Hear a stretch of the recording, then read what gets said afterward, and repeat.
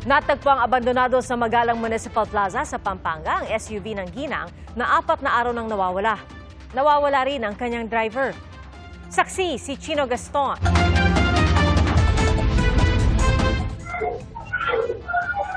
Maririnig sa CCTV na ito sa loob ng isang bahay sa Angeles City, Pampanga ang tila sigaw ng isang babae. Base sa timestamp ng CCTV, nangyari yan alas 7:30 ng gabi noong Huwebes, February 12. Ang mga sigaw pinaniniwalaan kay Maria Teresa Tess Mamak, biyuda ng dating kapitan doon na 4 na araw nang nawawala.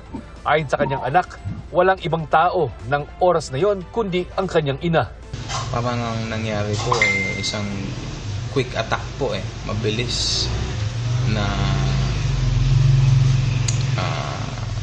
at fatal na strike or blow ang nangyari po mabilis.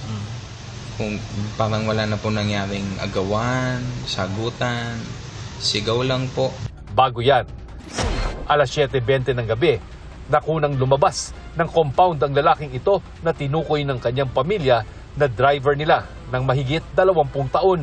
Bumalik din siya sa loob maya-maya.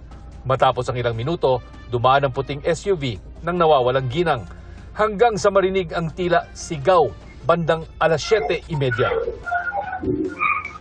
Pagsapit ng alas 8:30 ng gabi, makikita naman sa CCTV ang puting SUV na palabas ng compound. Ito na raw ang huling pagkakataon na nakita ang sasakyan sa compound. Sabado ng hapon, February 14, natagpuan nitong abandonado at nakaparada sa Magalang Municipal Plaza. Na-turn over na ito sa pulisya at isa sa ilalim sa forensic examination at kinukuhanan ng fingerprints. Ayon sa anak ni Mamak, hindi na nakita at hindi na rin makontak ang lalaking driver hanggang sa ngayon. Sa pagpunta ng pulisya kahapon sa bahay ni Mamak, may mga nakitang bakas ng dugo sa pader, wheelbarrow, washing machine at gripo.